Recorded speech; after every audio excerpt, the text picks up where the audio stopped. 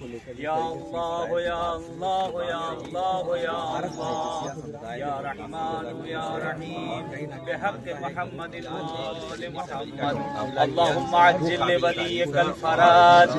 اللہم عجل لولیک الفرج اللہم افتح علینا ابواب رحمتک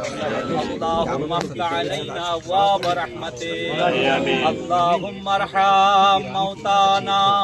اللہم اشف مرضانا۔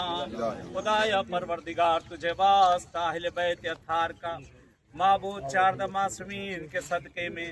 تجھے واسطہ دیتے ان ہستیوں کا خدایا پروردگار ایران کو جس طرح تو نے کامیابی دی اسی طرح سے اس انقلاب کو انقلاب امام زمانہ سے ملا دے خدایا یہ استکبار حکومتیں اگر ہدایت کے لائق ہیں تو انہیں ہدایت کر وگرنہ ذلیل و خوار و رسوا کر دے۔ جس طرح سے امریکہ اسرائیل اور ایران کے بیچ میں یدھ جاری تھا،